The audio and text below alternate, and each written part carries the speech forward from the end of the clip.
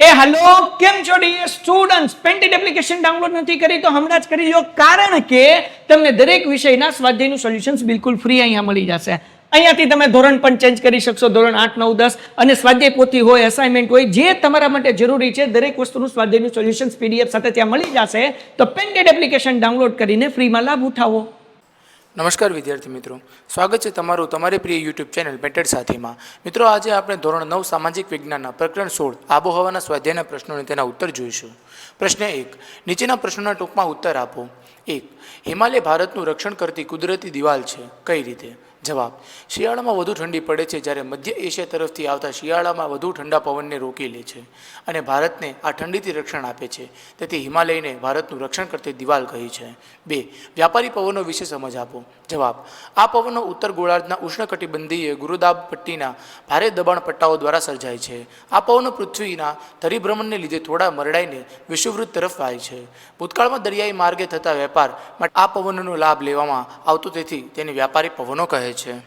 3, ભારતીય હવામાન ખાતાએ ભારતની ઋતુઓની કેટલા અને કયા કયા વિભાગોમાં વહેંચણી કરી છે?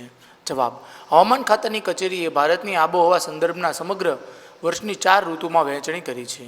1, શીત ઋતુ શિયાળો ડિસેમ્બરથી ફેબ્રુઆરી। 2, ઉષ્ણ ઋતુ ઉનાળો માર્ચથી મે। 3, વર્ષા ઋતુ ચોમાસું જૂનથી સપ્ટેમ્બર। 4, નિવર્તન ઋતુ પાછા ફરતા મોસમી પવનોની ઋતુ ઓક્ટોબરથી નવેમ્બર। 4, નૈઋત્યના મોસમી પવનો ભારતમાં કેટલા ભાગમાં વહેંચાઈ જાય છે? ક્યાં ક્યાં? જવાબ, 2 ભાગમાં નૈઋત્યના મોસમી પવનો વહેંચાઈ જાય છે। 1, બંગાળની ખાડી પરથી આવતા, 2, અરબ સાગર પરથી આવતા। પ્રશ્ન 2, નીચેના પ્રશ્નોના માગ્યા મુજબ ઉત્તર આપો। 1, સમુદ્ર સપાટીથી ઊંચાઈએ વધતા હવામાનમાં શું ફેરફાર થાય છે? જવાબ, હવાના સ્તર પાતળા હોવાથી જેમ જેમ ઊંચે જઈએ તેમ તેમ હવાનું દબાણ ઘટે છે, આથી ઊંચા પહાડી પ્રદેશોમાં ઉનાળામાં પણ ઠંડકવાળી આબોહવા રહે છે। અસમ અને મેઘાલયના પહાડી વિસ્તારોમાં જેમ ઊંચાઈ વધતી જાય તેમ વરસાદનું પ્રમાણ વધતું જાય છે। 2, ઓક્ટોબર હીટ એટલે શું? જવાબ, તે પછી હવાના દબાણની પરિસ્થિતિમાં પરિવર્તન થતાં ઓક્ટોબર નવેમ્બરમાં પવનો ભારતનો ભૂમિભાગો ઉપરથી સમુદ્ર તરફ જવા માંડે છે, તેથી આ સમયગાળાને પાછા ફરતા મોસમી પવનોની ઋતુ તરીકે ઓળખવામાં આવે છે। ઊંચું તાપમાન અને ભેજની પરિસ્થિતિને કારણે દિવસનું હવામાન અકળાતનારું થઈ જાય છે, આ પરિસ્થિતિને ઓક્ટોબર હીટ કહે છે। 3, બંગાળની ખાડી પરથી આવતા મોસમી પવનો ભારતના કયા કયા પ્રદેશોમાં વરસાદ લાવે છે? જવાબ, મેઘાલય બિહાર પશ્ચિમ બંગાળ ઉત્તર પ્રદેશ પંજાબ વગેરે પ્રદેશોમાં બંગાળની ખાડી પરથી આવતા મોસમી પવનો ભારતના પ્રદેશમાં વરસાદ લાવે છે। 4, ભારતની આબોહવાને દૂરના પ્રદેશોની કઈ કઈ ઘટના અસર કરે છે? જવાબ, અલ નીનો પશ્ચિમી વિક્ષોભ જેટ સ્ટ્રીમ આઈટીસી ઝોન વગેરે ઘટનાઓ પર અસર કરે છે। પ્રશ્ન 3, નીચેના પ્રશ્નોના મુદ્દાસર ઉત્તર આપો। 1, ઋતુ પરિવર્તન ઘટના કયા કયા કારણોથી થાય છે? જવાબ, પૃથ્વી પોતાની ધરીને 66.5 અંશને ખૂણે નમેલી રાખીને સૂર્યની આસપાસ ફરે છે, તેથી વર્ષ દરમિયાન ઉત્તર અને દક્ષિણ ગોળાર્ધ દ્વારા ફરતી સૂર્યની સામે નમેલા રહે છે। જે ગોળાર્ધ સૂર્યની સામે નમેલો હોય ત્યાં સૂર્યના કિરણો સીધા પડે છે, સીધા કિરણોમાંથી ગરમી વધારે મળે છે, દિવસો પણ વધુ લાંબા હોય છે, આથી ત્યાં ઉનાળો હોય છે। જે ગોળાર્ધ સૂર્યની વિરુદ્ધ દિશામાં નમેલો હોય ત્યાં સૂર્યના કિરણો ત્રાંસા પડે છે, ત્રાંસા કિરણોમાંથી ઓછી ગરમી મળે છે। અહીં રાત્રિના લંબાઈ વધારે અને દિવસની લંબાઈ ઓછી હોય છે, આથી ત્યાં શિયાળો હોય છે। 22 ડિસેમ્બર સૂર્યના કિરણો દક્ષિણ ગોળાર્ધમાં મકરવૃત્ત પર સીધા પડે છે, તેથી દક્ષિણ ગોળાર્ધમાં ઉનાળો અને ઉત્તર ગોળાર્ધમાં શિયાળો હોય છે। એ સમયે ભારતમાં દિવસ ટૂંકો અને રાત્રિ લાંબી તથા ઠંડી હોય છે। 21 જૂને સૂર્યના કિરણો ઉત્તર ગોળાર્ધમાં કર્કવૃત્ત પર લંબ પડે છે, તેથી ઉત્તર ગોળાર્ધમાં ઉનાળો અને દક્ષિણ ગોળાર્ધમાં શિયાળો હોય છે। એ સમયે ભારતમાં દિવસ લાંબો અને રાત્રિ ટૂંકી હોય છે। હેલો કેમ છો dear students painted application download નથી કરી તો હમણાં જ કરી લો કારણ કે તમને દરેક વિષયના સ્વાધ્યાયનું સોલ્યુશન્સ બિલકુલ ફ્રી અહીંયા મળી જશે। અહીંયાથી તમે ધોરણ પણ ચેન્જ કરી શકશો ધોરણ 8 9 10 અને સ્વાધ્યાય પોથી હોય અસાઇનમેન્ટ હોય જે તમારા માટે જરૂરી છે દરેક વસ્તુનું સ્વાધ્યાયનું સોલ્યુશન્સ પીડીએફ સાથે ત્યાં મળી જશે તો પેન્ટેડ એપ્લિકેશન ડાઉનલોડ કરીને ફ્રીમાં લાભ ઉઠાવો। 2, આબોહવાને અસર કરતા પરિબળોની ટૂંકમાં માહિતી આપો। જવાબ, પૃથ્વીની સપાટી પર તાપમાન વાતાવરણીય દબાણ પવનો વરસાદ વગેરે પરિબળો અસર કરે છે। અક્ષાંશ, પૃથ્વીની સપાટી પર આબોહવાના પ્રકાર જે તે પ્રદેશના અક્ષાંશ પ્રમાણે બદલાય છે। 2 ક્રમિક અક્ષાંશો વચ્ચે આશરે 111 કિમીનું અંતર હોય છે। વિષુવવૃત્તની આસપાસના પ્રદેશ પર સૂર્યના કિરણો લગભગ લંબ પડે છે, તેથી ત્યાં બારેમાસ ગરમી પડે છે। સમુદ્રથી અંતર, સૂર્યની ગરમી સંગ્રહવાની તેમજ તેની આપલે કરવાની શક્તિ જમીન અને પાણીમાં જુદી જુદી હોય છે। પરિણામે સમુદ્ર અને તેના કિનારા નજીકના ભૂમિભાગ ઉપર સમ આબોહવા અનુભવાય છે, જ્યારે કિનારાથી દૂર અંદરના ભાગો તરફ જતા ભૂમિખંડોની આબોહવા વિષમ છે. ભારતમાં મુંબઈ દરિયા કિનારે હોવાથી ત્યાં સમ આબોહવા રહે છે, જ્યારે નાગપુર કે દિલ્હી દૂર હોવાથી ત્યાં વિષમ આબોહવા અનુભવાય છે. સમુદ્ર સપાટીથી ઊંચાઈ. સમુદ્રની સપાટીથી વાતાવરણમાં જેમ ઊંચે જઈએ તેમ હવાનું દબાણ અને હવાનું તાપમાન ઘટતું જોવા મળે છે, જ્યારે ઊંચાઈ વરસાદમાં વધારો કરે છે. હિમાલય પર્વતની ઊંચાઈએ લીધે તેના બહુ ઊંચા શિખરો બારેમાસ બરફથી ઢંકાયેલા રહે છે. ભેજવાળી હવા ઊંચે ચડતા ઠંડી બને છે અને વરસાદ આવે છે. વાતાવરણીય દબાણ અને પવનો. ભારત ઉત્તર પૂર્વીય વ્યાપારી પવનવાળો ક્ષેત્રમાં આવેલ છે. આ પવનો પૃથ્વીના ધરીભ્રમણને લીધે થોડા મરડાઈને વિષુવવૃત્ત તરફ વાય છે.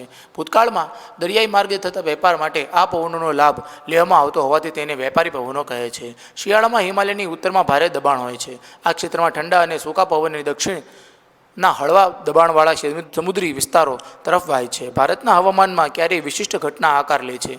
તેના લીધે જેસ્ટ્રીમ પશ્ચિમની વિક્ષોભની અલનીનો જેવી ઘટનાઓને ઘણી અસરો કરે છે. 3. ભારતની શીત ઋતુ. શિયાળા વિશે નોંધ લખો. જવાબ. ભારતમાં ડિસેમ્બરથી ફેબ્રુઆરી 3 માસના સમયગાળાની શીત ઋતુ કે શિયાળો ગણવામાં આવે છે.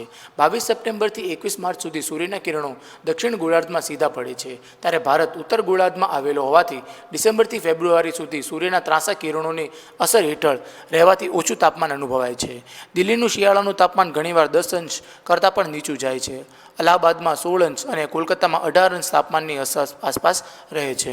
આ સમયે હિમાલયમાં તાપમાન અત્યંત ઓછું હોય છે. શિમલા, દાર્જિલિંગનું જાન્યુઆરી માસનું તાપમાન 5 અંશ જેટલું હોય છે. હિમાલયમાં જ્યારે હિમવર્ષા થાય ત્યારે ત્યાંથી ઠંડી અને ભારે હવા ઉત્તર ભારતના મેદાનો તરફ ઘસી આવે છે. તાપમાનમાં એકાએક ઘટાડો થાય છે, તેથી હિમ પડે છે. દક્ષિણ ભારત ઉષ્ણકટિબંધમાં આવેલો છે. તેના અંદરના ભાગોમાં આવેલા પ્રદેશોમાં સમુદ્રથી વધુ દૂર નથી, તેથી અહીં શિયાળામાં ઉત્તર ભારત જેવી કાતિલ ઠંડી અનુભવાતી નથી. હિમવર્ષા થતી નથી. આમ ભારતમાં શિયાળો ખૂબ જ સ્ફૂર્તિદાયક અને આરોગ્યવર્ધક હવામાનનો ઋતુગાળો ગણાય છે. 4. આબોહવાની માનવ જીવન પર થતી અસરો વર્ણવો. જવાબ. ભારતની આબોહવા મોસમી આબોહવા છે. તેની અસરો ભારતની આબોહવા પર થતા લોકોના ખાનપાન, રહેણીકરણ, સ્વભાવ અને ખેતી પ્રવૃત્તિ પર પડે છે. ભારતમાં વર્ષના મોટાભાગના સમય દરમિયાન તાપમાન ઊંચું રહેતું હોવાથી ખેતીના વિવિધ પાકો લઈ શકાય છે. જૂનથી સપ્ટેમ્બરના ગાળામાં જ મોટાભાગનો વરસાદ પડી જાય છે. સિંચાઈની સગવડ ન હોય ત્યાં માત્ર વરસાદ આધારિત જ રહેવું પડે છે. પૂરતું પાણી ન મળવાને કારણે વિલંબથી બિયારણ કે પાક બળી જાય છે, તેથી ખેત ઉત્પાદનને અસર પહોંચે છે. ક્યારેક અતિવૃષ્ટિ થાય છે, તેનાથી પણ પાક નાશ પામે છે. ખેત મજૂરો માટે આજીવિકાનો પ્રશ્ન ઊભો થાય છે. બારેમાસ કામ ન મળવાથી સ્થળાંતર પ્રશ્નો રહે છે. આમ આબોહવાની ગાઢ અસર માનવ જીવન પર થાય છે, જેની સીધી અસર માનવ જીવનના ખોરાક, વ્યવસાય અને રહેઠાણ પર થાય છે. પ્રશ્ન 4. નીચેના પ્રશ્નોના યોગ્ય વિકલ્પ પસંદ કરી સાચો વિકલ્પ લખો.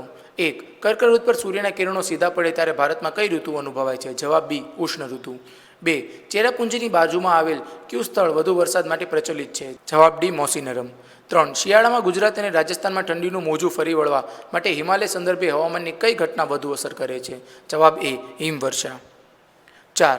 મે માસમાં મલબાર કિનારે થતો થોડો વરસાદ ક્યાં નામે ઓળખાય છે? જવાબ સી. આમ્રવર્ષા. 5. પાછા ફરતા મોસમી પવનોની ઋતુ ભારતમાં ક્યારે હોય છે? જવાબ બી. October November. 6. નીચેનામાંથી કયું વિધાન સાચું છે? જવાબ સી. શિયાળામાં દિવસો ટૂંકા અને રાત્રિ લાંબી હોય છે. મિત્રો, અહીં આપણો સ્વાધ્યાય પૂર્ણ થાય છે. તમે હજુ સુધી પેઇન્ટેડ સાથે ન જોડાયા હો તો આજે જ પેઇન્ટેડ સાથીને સબસ્ક્રાઇબ કરો. હવે આપણે મળશું એક નવા પાઠના અને તેના પ્રશ્નોના ઉત્તરો સાથે. હેલો, કેમ છો dear students? Painted application download નથી કરી તો હમણાં જ કરી લો, કારણ કે તમને દરેક વિષયના સ્વાધ્યાયનું સોલ્યુશન્સ બિલકુલ ફ્રી અહીંયા મળી જશે. અહીંયાથી તમે ધોરણ પણ ચેન્જ કરી શકશો, ધોરણ 8, 9, 10 અને સ્વાધ્યાય પોથી હોય, અસાઇનમેન્ટ હોય, જે તમારા માટે જરૂરી છે દરેક વસ્તુનું સ્વાધ્યાયનું સોલ્યુશન્સ PDF સાથે ત્યાં મળી જશે. તો પેન્ટેડ એપ્લિકેશન ડાઉનલોડ કરીને ફ્રીમાં લાભ ઉઠાવો.